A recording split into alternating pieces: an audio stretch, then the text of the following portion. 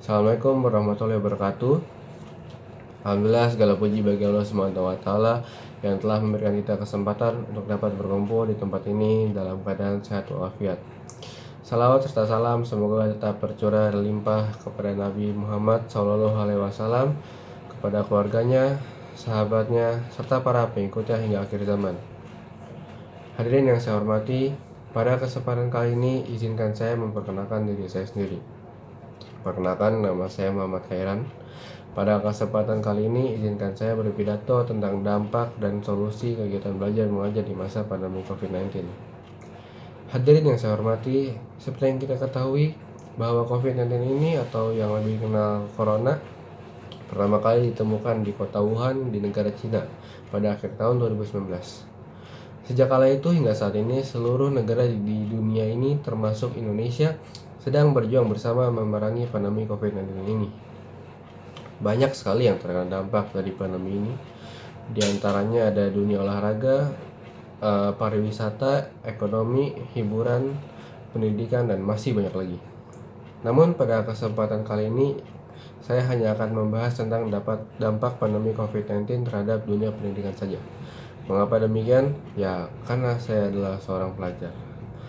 Sebenarnya apa sih yang membuat sekolah belum bisa melaksanakan pembelajaran tatap muka secara 100%?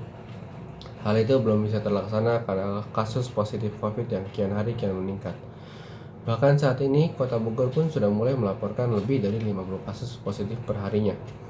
Siapa sih kira-kira yang layak disalahkan terhadap peningkatan kasus COVID ini? Tentu saja masyarakatnya sendiri, karena masih banyak yang lalai terhadap protokol kesehatan. Contohnya tidak memakai masker, berkerumun, dan lalai mencuci tangan. Hal-hal tersebut sudah mulai diabaikan di luar sana. Bahkan sebagian kecil masyarakat masih saja ada yang menolak vaksin. Sangat disayangkan bukan? Pandemi COVID-19 sudah berjalan 2 tahun, masih saja ada masyarakat yang tidak berilmu alias bodoh mengenai pandemi ini. Sehingga mereka mengabaikan protokol kesehatan juga, mengabaikan keberadaan virus corona ini. Akibatnya, kegiatan belajar mengajar terpaksa dilaksanakan secara daring di rumah masing-masing melalui platform online meeting. Tentu hal ini menimbulkan pro dan kontra. Ada murid yang setuju dan juga ada yang tidak. Sebagian murid yang setuju berpendapat bahwa belajar secara daring adalah salah satu cara sekolah memerangi pandemi ini. Dengan kita belajar secara online, tidak akan ada kerumunan yang tercipta di sekolah. Dan juga tidak akan ada yang bisa menjamin bahwa seluruh warga sekolah menggunakan masker dengan baik dan benar. Apalagi sekolah tidak melaksanakan swab test terhadap seluruh warga sekolah setiap harinya. Hal ini membuat kita tidak mengetahui mana yang sehat atau yang tidak di lingkungan sekolah. Lalu dari pihak kontra juga berpendapat bahwa kegiatan belajar mengajar sangat tidak efektif jika semata-mata dilakukan secara daring di rumah masing-masing. Belajar secara daring dinilai tidak efektif karena beberapa pelajar mengalami beberapa kesulitan dalam memahami materi, menanyakan materi kepada guru, dan juga fokus dalam belajar. Kesulitan fokus dalam belajar bisa diakibatkan kurangnya pengawasan dari orang tua, yang mana jika di rumah pelajar akan sangat mudah fokusnya teralihkan ke gadget.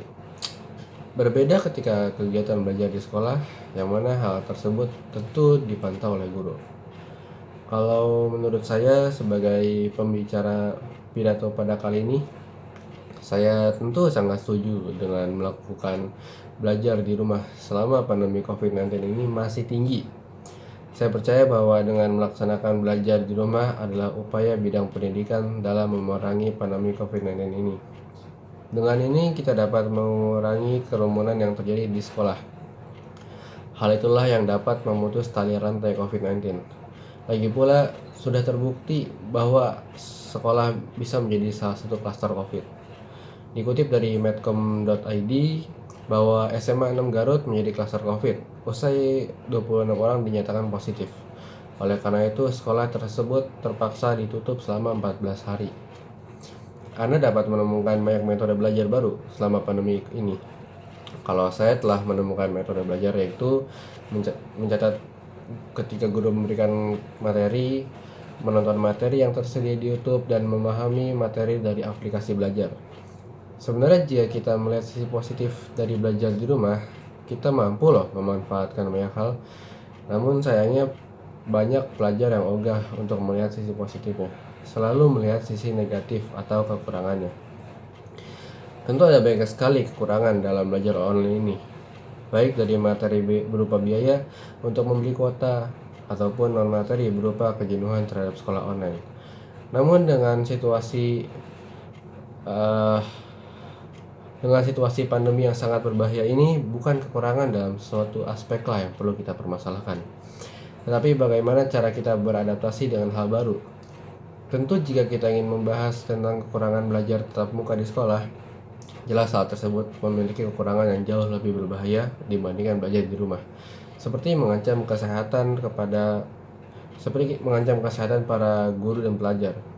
Bukan hanya guru dan pelajar saja, tetapi kepada saudara dan kerabatnya pun akan terkena dampaknya. Karena virus corona ini mampu menular dari manusia ke manusia lainnya hanya melalui udara.